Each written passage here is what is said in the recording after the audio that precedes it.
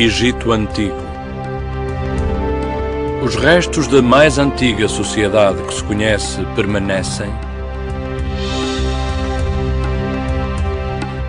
por entre as areias do deserto e as marés do rio Nilo. Mas durante 1600 anos, uma importante zona desta paisagem desapareceu. Enterrada como um tesouro no mar, à espera de ser descoberta. O Palácio de Cleópatra.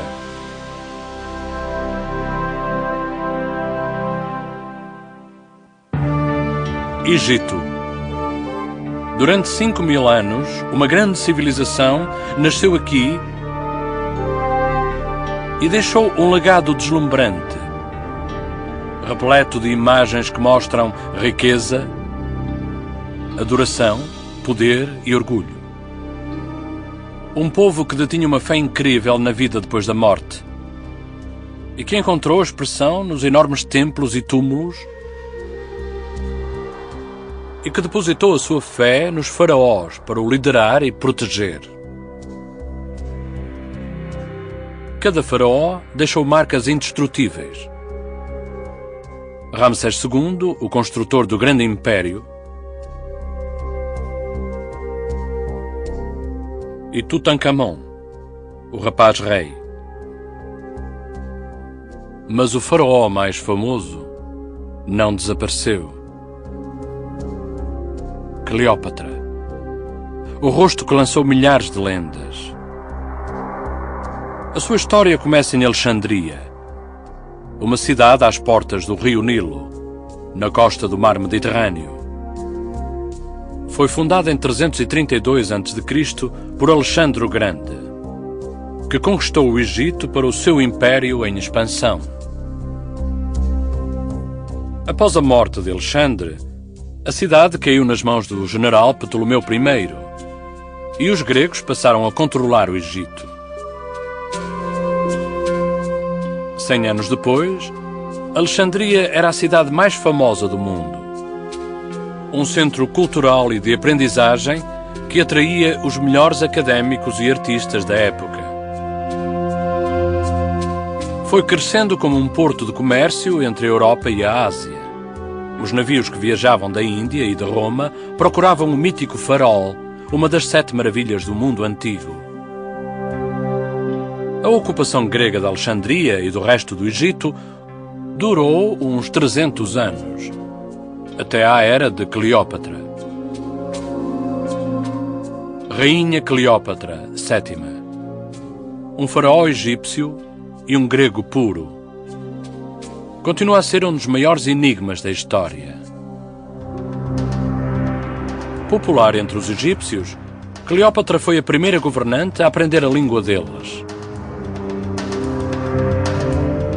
Ela manteve o poderoso Império Romano afastado, falsificando alianças próximas com os seus líderes. Mas a sua sorte chegou ao fim quando Otávio, o governador da Roma Ocidental, decidiu tirar o Egito a Cleópatra. Em vez de se dar por vencida, a rainha suicidou-se. Porém, de todo o drama pelo qual Cleópatra terá passado, não há vestígios na cidade de Alexandria atualmente. Em vez disso, o seu mundo permanece escondido a 10 metros de água turva, numa baía que se estende por 2 quilómetros quadrados. Nunca ninguém tentou fazer uma busca completa a este local. Até agora.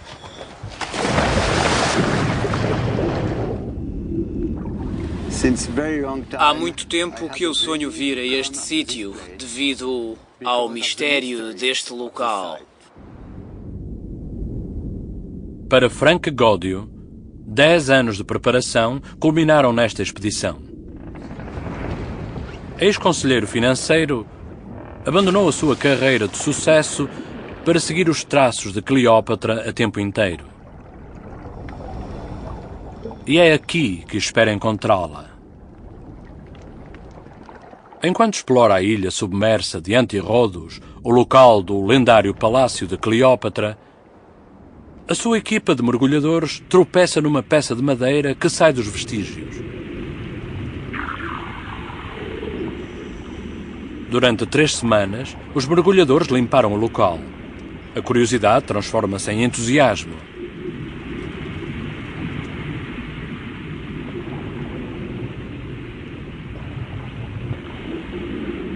São os destroços de um navio antigo com mais de 30 metros de comprimento.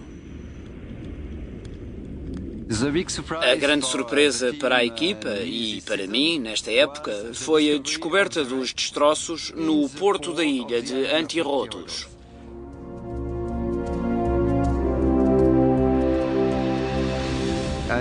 São destroços fabulosos. Estão num estado de conservação magnífico. A data registada com radiocarbono situa o navio na época de Cleópatra.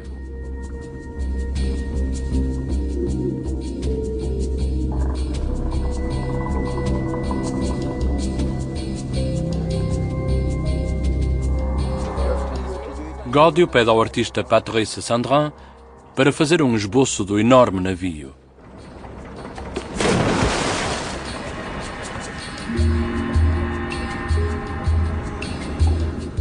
Um papel especial, à prova de água, permite-lhe fazer o rascunho.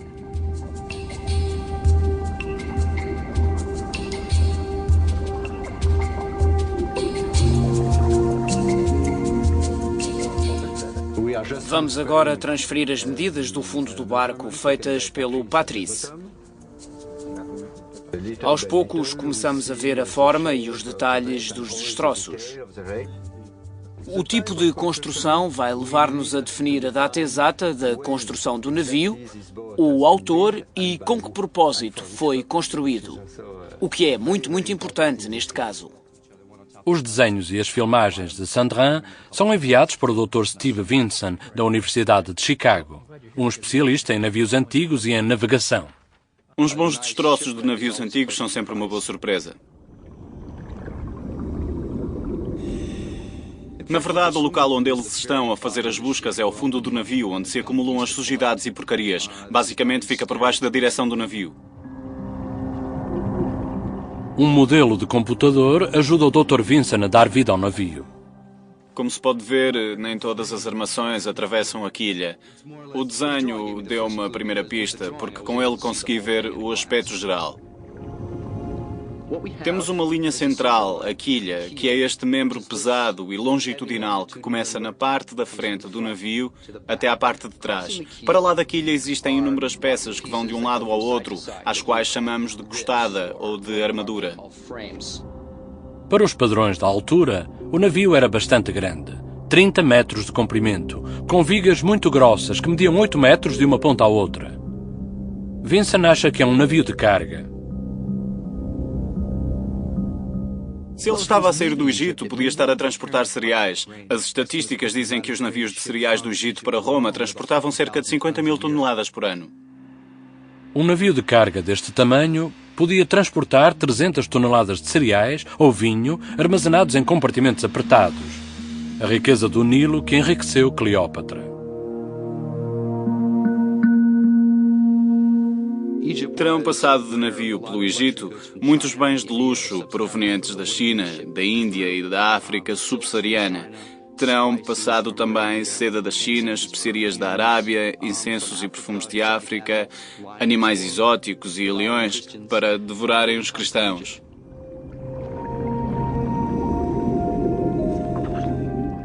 Escondida por entre as vigas do navio, a equipa de Gódio encontra joalharia em perfeitas condições.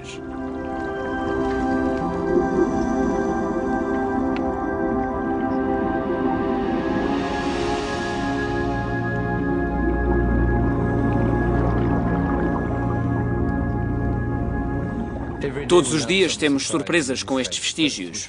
Primeiro descobrimos-lo e o seu tamanho é bastante impressionante. Temos também peças luxuosas, peças de muito boa qualidade. Este é o fundo de uma delicada e bonita taça. Encontramos também um gancho de cabelo em marfim. Temos também um anel de ouro muito engraçado. Muito bonito. E temos este importante e delicado anel de ouro. É um anel de ouro com pedras semi-preciosas, onde está gravada a crista de uma ave, um entalhe que era utilizado como carimbo, por exemplo. Depois de semanas a limpar os vestígios do navio, os mergulhadores encontraram um buraco enorme, o ferimento que provocou o afundamento do navio há 2000 anos. Porém, não há maneira de descobrir se isto foi o resultado de o casco ter batido no Recife ou se a causa terá sido uma guerra. Poderá demorar anos a resolver o mistério deste navio no porto de Cleópatra. Este é um dos navios antigos mais bem preservados que até hoje se encontrou. Um navio que Cleópatra terá visto a navegar do seu palácio real. O palácio que Frank Godio está determinado a encontrar. Há 2000 anos, Alexandria era a cidade mais rica do mundo, maior do que Atenas e Roma.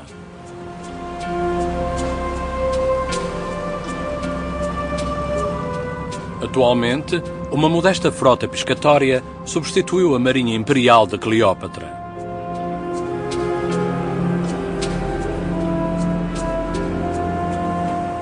Algures nestas águas estão os palácios onde ela seduziu os homens mais poderosos da terra.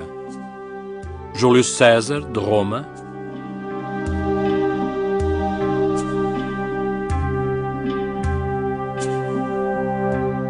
e o ambicioso Marco Antônio.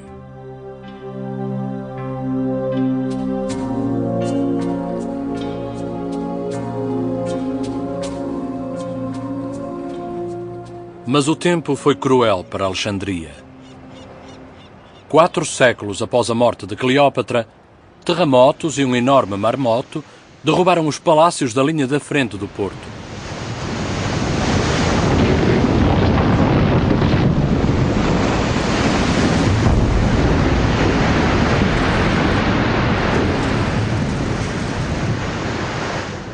Espalhando pela baía as peças de um enorme puzzle subaquático. Se descobrir alguma coisa do que resta do palácio de Cleópatra, será algures na vasta e desfigurada baía.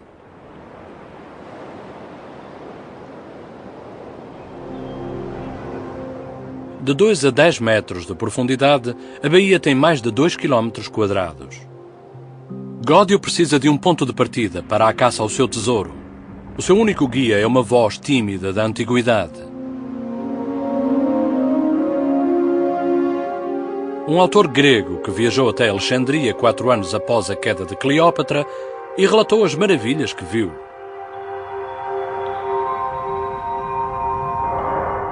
Chamava-se Estrabão e descreveu uma cidade morada com um grande farol, uma das 7 maravilhas do mundo.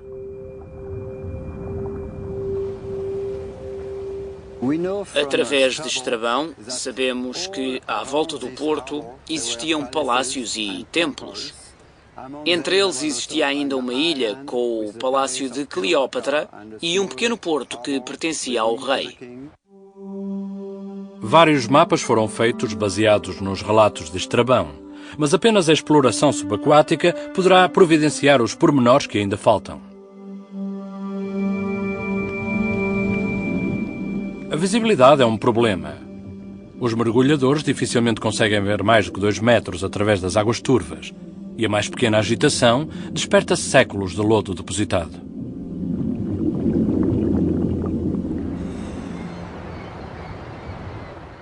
Para localizar o palácio, a equipa de Godio utiliza uma variedade de sensores para detectar a forma do fundo do mar.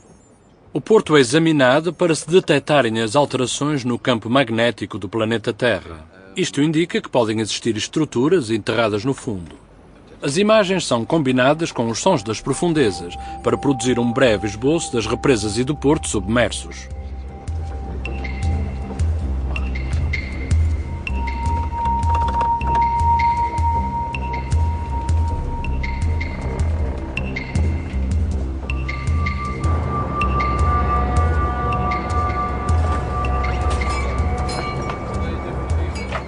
Gódio reuniu uma equipa multinacional de mergulhadores e arqueólogos. A equipa de Gódio tem 8 semanas para encontrar o palácio, antes de chegar ao Torre do Verão egípcio, que transforma a água num caldo impenetrável. No início, os mergulhadores têm dificuldades em identificar onde estão. Séculos de cálcio depositado cobrem indiscriminadamente rochas e ruínas com quase 1 metro de espessura.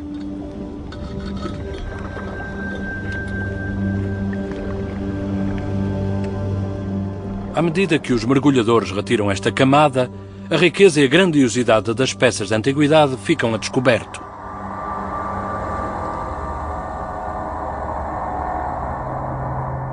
Uma estátua do deus grego Hermes.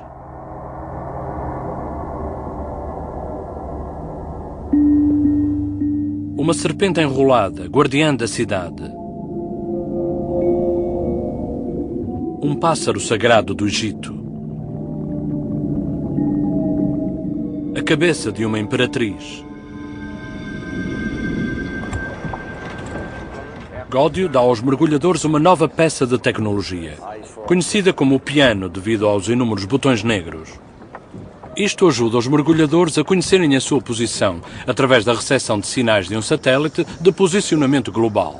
Mas as informações do satélite só são fiáveis até 15 metros de profundidade. Gódio precisa de mais precisão.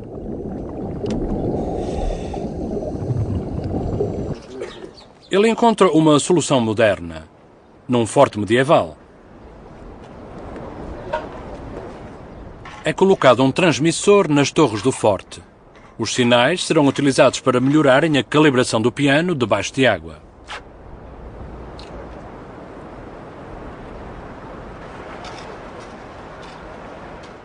Este receptor está ligado a 2 antenas. A primeira recebe o sinal do satélite.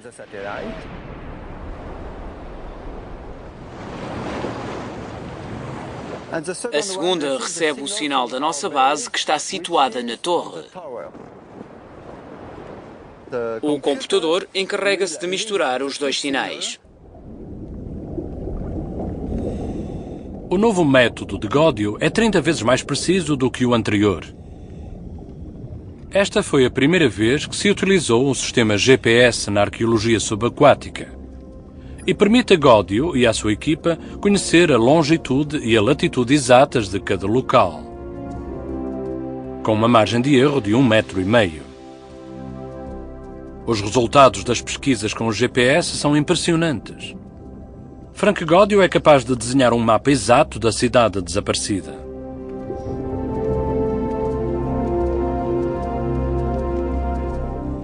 Em 1997 e 1998, depois de escavações arqueológicas, conseguimos definir com precisão os contornos e a localização das ruínas da cidade.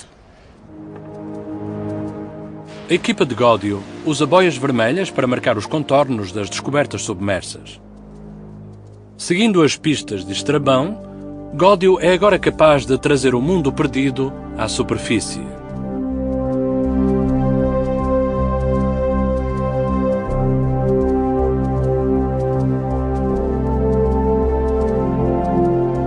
O seu mapa permite entrar no domínio da rainha.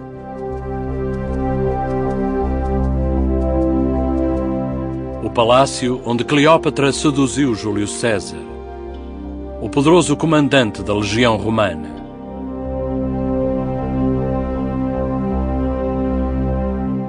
A costa, onde o seu companheiro Marco Antônio construiu um templo alguns meses antes de acabar com a sua própria vida.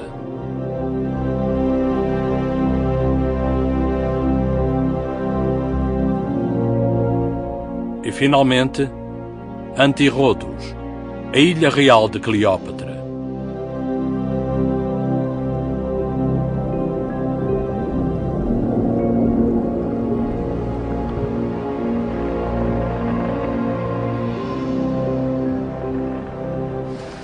Nunca pensei que um dia fosse capaz de elaborar um mapa com os locais reais. Agora sabemos que estamos apenas no início de uma grande aventura científica.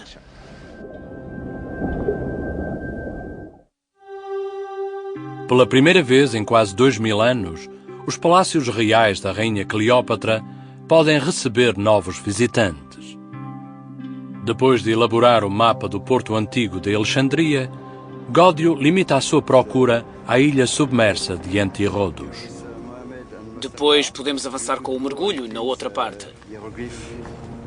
Foi aqui, em 26 a.C., que o geógrafo Estrabão viu a casa de verão de Cleópatra, 4 anos após a sua morte. Mas ele não dá pistas da localização do palácio.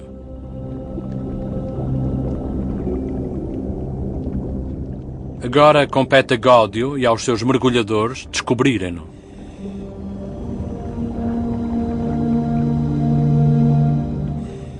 Uma escavação arqueológica é como um puzzle. Existe muito pouca informação para preencher os espaços. O próprio local é enorme. São 27 hectares de águas tão turvas que a visibilidade fica limitada ao comprimento de um braço.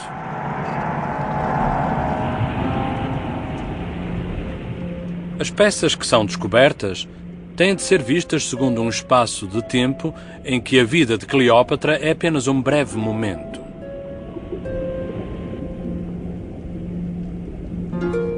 Neste tesouro da história, os artesãos deixaram pistas importantes. 8 blocos inscritos com hieróglifos egípcios. Uma informação riquíssima para o mundo dos académicos que os conseguem decifrar.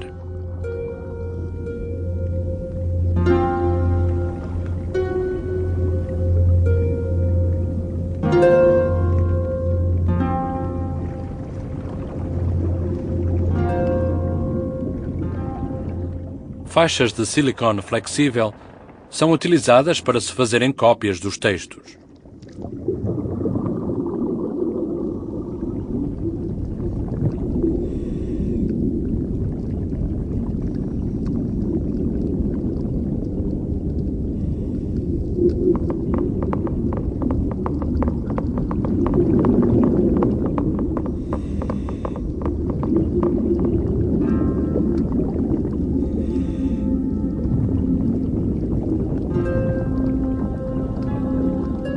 Uma das inscrições é uma dedicação a deuses cujo culto terminou cerca de 1000 anos antes do nascimento de Cleópatra.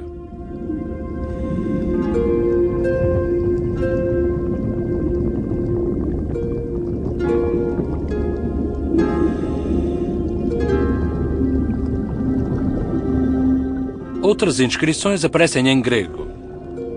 Uma placa honra um imperador que governou 2 séculos depois da morte de Cleópatra.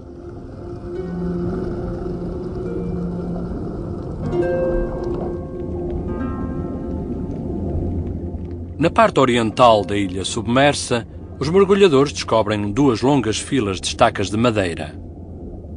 São a base da construção de um molho antigo e é uma pista valiosa. A idade da madeira pode ser determinada. São datadas do século IV a.C. ao século V a.C. Isto é muito interessante. O molho já existia aqui muito antes de Cleópatra. É uma descoberta encorajadora. Se sobreviveu todos estes anos, é possível que o mundo de Cleópatra também tenha sobrevivido. Na altura em que Cleópatra assumiu o trono, Antirrodos era um porto próspero. O sítio ideal para o palácio de uma beleza ambiciosa e dos seus famosos amantes.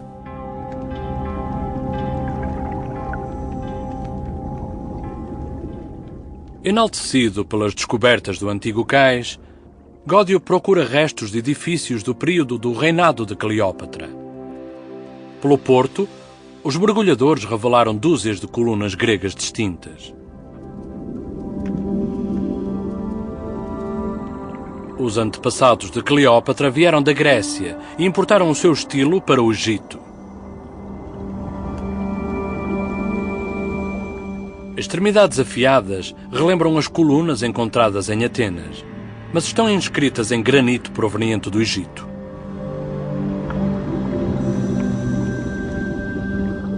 A As pedras que eram colocadas no topo das colunas são decoradas com símbolos tradicionais egípcios.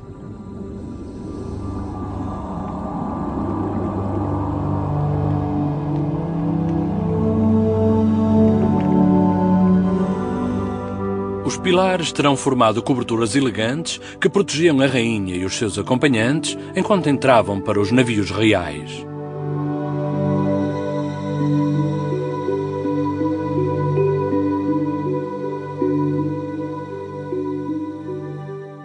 Ancorado sobre a ilha afundada de Cleópatra, Gódio persegue uma pista que é descrita apenas pelo antigo geógrafo Estrabão no ano 27 a.C.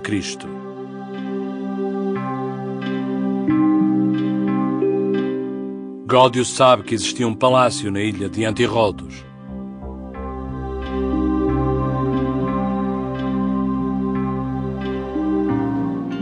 Daqui, a família real podia ver todo o porto em direção ao grande farol.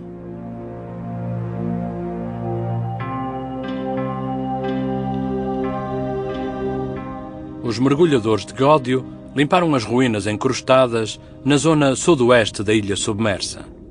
Agora, o trabalho compensa.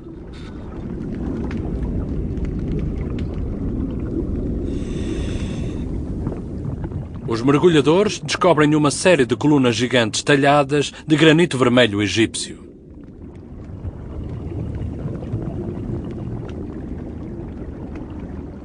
Na parte sudoeste da ilha de Antirrodos, encontramos uma acumulação de colunas de granito vermelho, caídas à entrada do porto. Contamos 60 peças. São enormes e têm mais de 1 metro de diâmetro. As antigas colunas cobrem mais de 60 metros do solo da baía.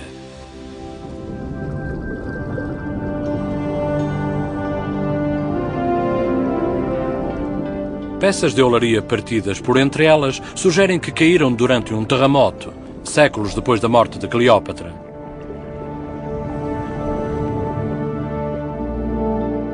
As pinturas do mundo antigo indicam que as colunas poderão ter servido de porta de entrada cerimonial para a ilha.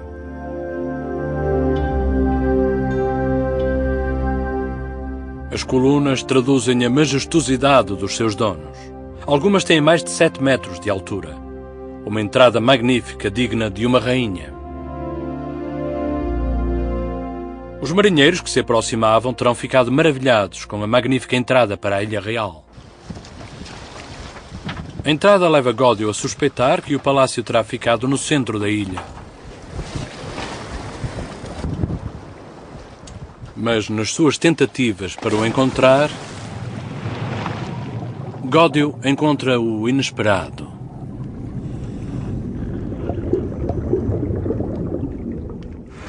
Um dia, eu estava a mergulhar sozinho na ilha de Antirrodos e a limpar um bloco de granito.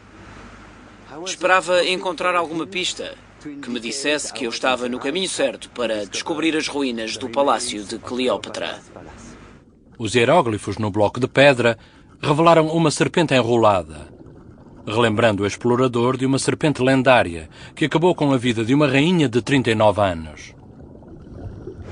Mesmo não sendo do período de Cleópatra, considerei-a um bom presságio para a minha investigação.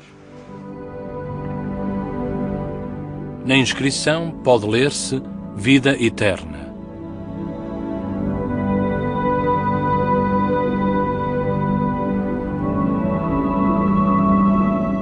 Em breve seriam encontradas outras dúzias de blocos.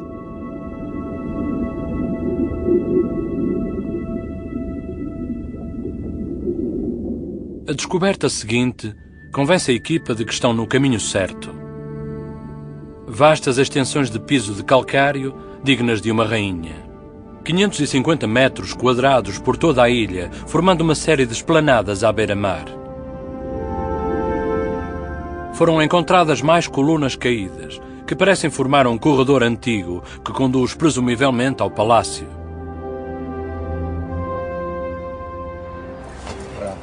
Gódio acha que está próximo do palácio, por isso diz aos seus mergulhadores para cavarem um fosso fundo perto do pavimento.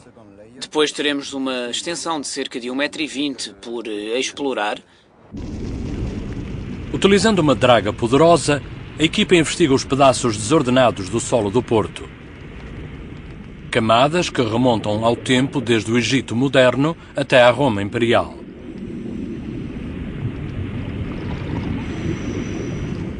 A equipa demora 3 semanas para atingir a camada em que tem mais interesse.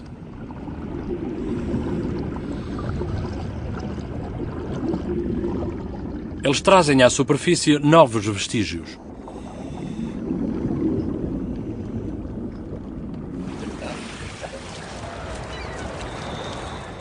Pensamos que a camada que descobrimos ontem com esta cerâmica data do tempo de Cleópatra. Gódio e a arqueóloga americana Emily Teeter examinam as descobertas. É uma peça extremamente bonita, uma taça ou um prato, e tem uma forma muito interessante.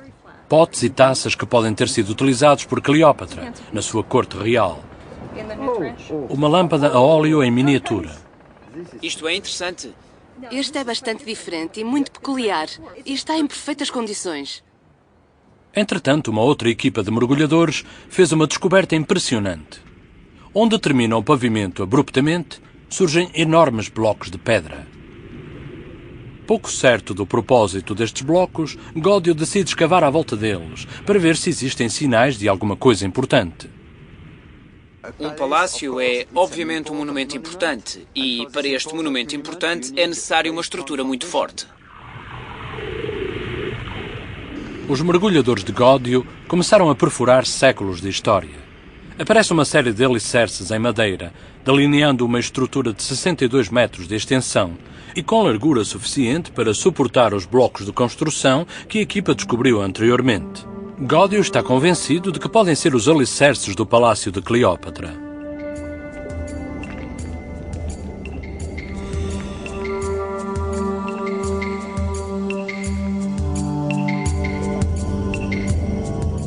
A datação da madeira indica que esta estrutura foi construída 200 anos antes do nascimento de Cleópatra. Gódio acha que este foi o palácio que Cleópatra herdou enquanto rainha.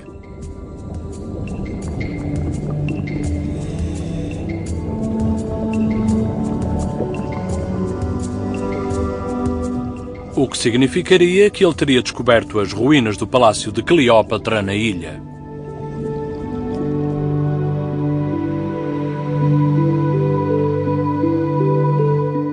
Nós imaginamos que ela tenha passado algum tempo neste palácio quando Júlio César veio para Alexandria, ou mais tarde com Marco António, claro.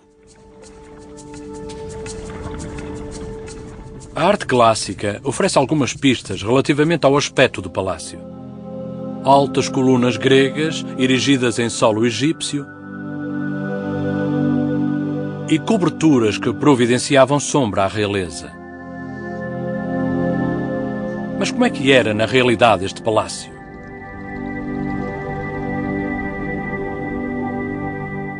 Baseados nos alicerces encontrados, os peritos podem agora arriscar algumas suposições. No interior destas paredes, o hall de entrada era revestido a marfim e carapaça de tartaruga indiana estava embutida nas portas. O palácio estava decorado com esmeraldas e joias reluzentes nos sofás.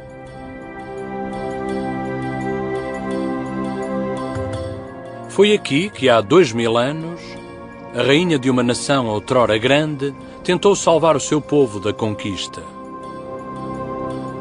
O caso amoroso de Cleópatra com Júlio César e Marco António transformaram-se em lendas duradouras. 2 temíveis guerreiros, arrebatados por uma beldade real e ofuscados pela riqueza da sua dinastia. Sinto-me privilegiado por poder tocar no pavimento que outrora Cleópatra pisou. Gódio descobriu o edifício principal do Palácio de Cleópatra. Mas sabe que a sua exploração na ilha ainda não terminou. Os mergulhadores descobriram algo invulgar ali perto. Algo que apanharia qualquer um de surpresa.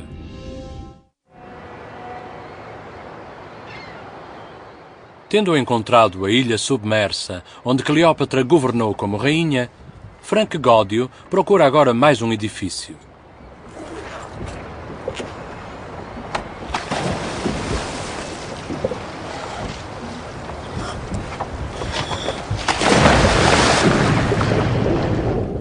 Um templo que pertencia a Cleópatra. O seu templo pessoal. Os mergulhadores passaram 2 anos a procurá-lo. Gódio continua convencido de que ele está lá.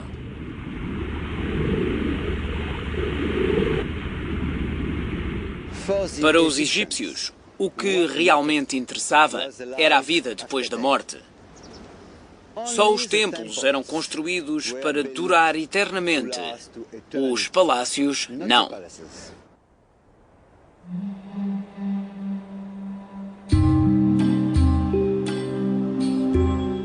Um templo a centenas de quilómetros a sul ainda representa a imortalidade de Cleópatra. Aqui, a sua imagem funde-se com a da deusa Ísis.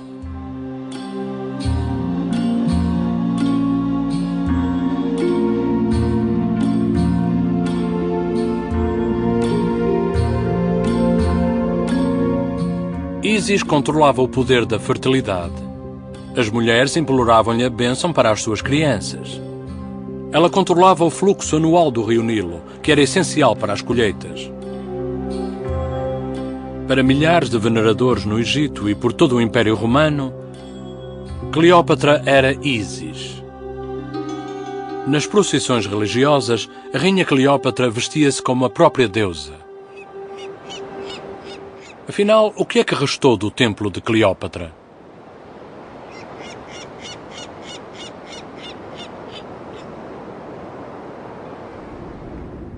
Os mergulhadores procuram próximo da costa da ilha submersa.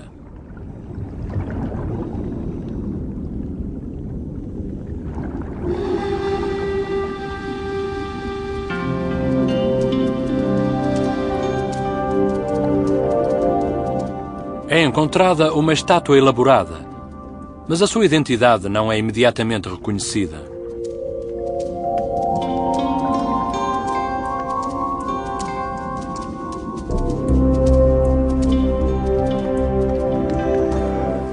Será levada para a superfície para uma inspeção mais aprofundada. Para içar a estátua, Gódio e o engenheiro Jean-Jacques Groussard preparam um lento e cuidadoso levantamento, para evitar que a estátua se desfaça em bocados no pavimento rochoso que está por baixo.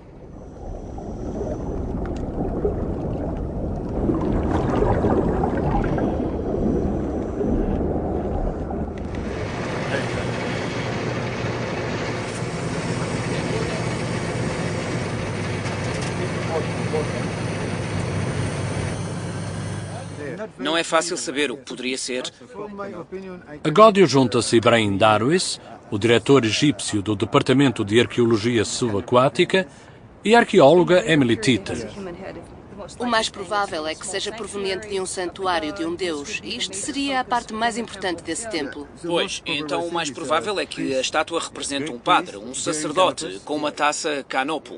Cá está, uma obra-prima.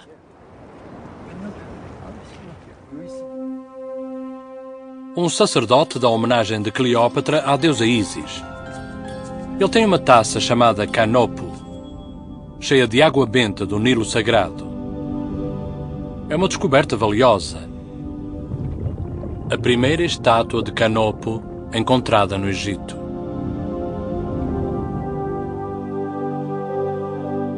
A forma da careca identifica-o como um padre que venera Ísis. O seu corpo era completamente barbeado, de 3 em 3 dias, para estar puro e para se preparar para rezar à deusa e assegurar a fertilidade do Nilo.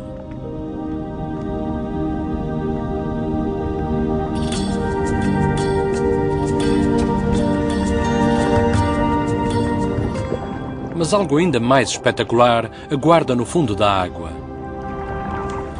2 esfinges perfeitas.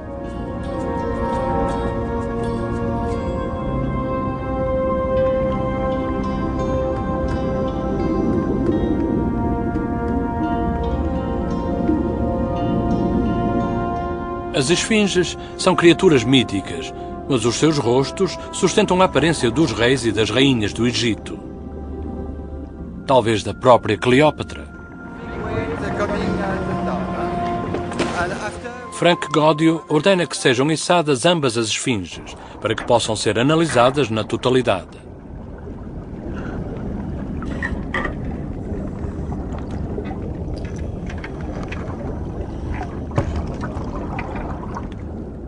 Durante 2000 anos, estas esfinges estiveram escondidas dos olhos humanos. Agora, durante alguns minutos agonizantes, elas sobem em direção ao céu.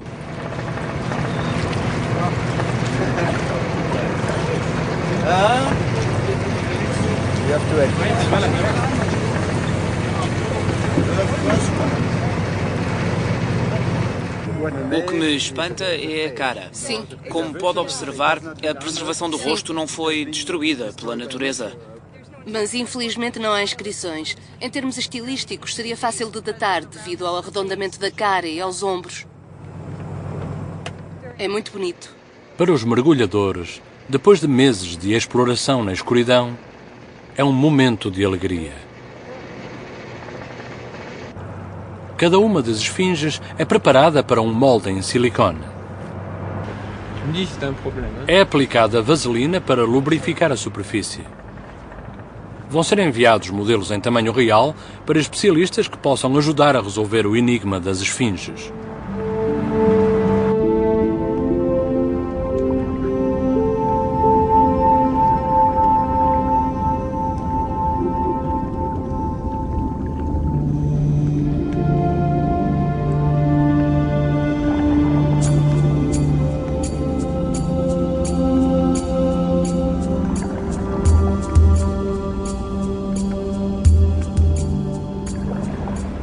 Quando faço explorações na ilha de Antirrodos, tenho a possibilidade de trazer novas informações à luz do dia, tal como a presença da esfinge com o pai. Durante o reinado de Cleópatra, as esfinges eram frequentemente usadas como guardiãs espirituais dos templos.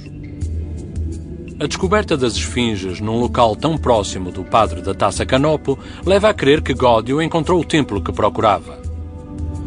Estavam numa área pavimentada, perto das colunas de granito vermelho.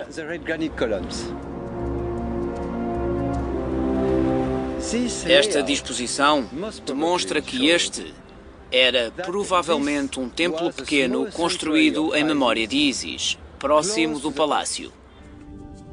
Há 2000 anos, estaria rodeado por jardins sagrados, em vez do mar.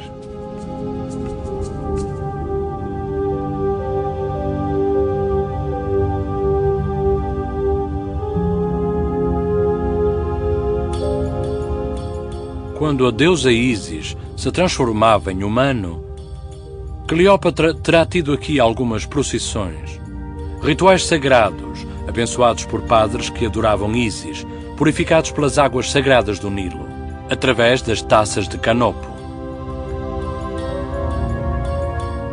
Nas últimas horas da expedição, há ainda um último tesouro que é preciso revelar a partir do porto de Cleópatra. É uma gigante cabeça em pedra. A estátua completa deveria ter pelo menos 5 metros de altura. Mas qual seria o humano que mereceria tal memorial? Existe apenas uma maneira de ter a certeza, que é trazer a estátua para a terra e analisá-la.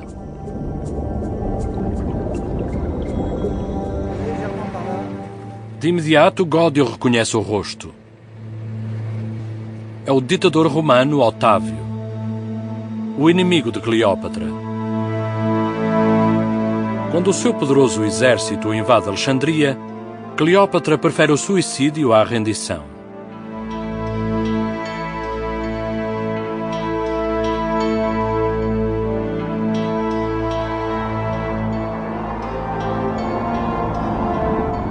Ela foi a última rainha do Egito. E agora um poderoso romano reclama o seu reino.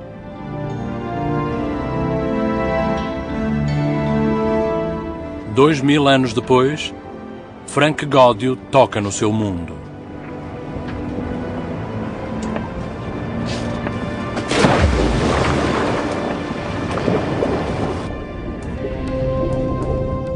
À medida que se prepara para regressar a casa, a equipa de Gódio tem uma última tarefa. Eles devem devolver todos os tesouros de Cleópatra à baía. As autoridades egípcias determinarão o seu destino.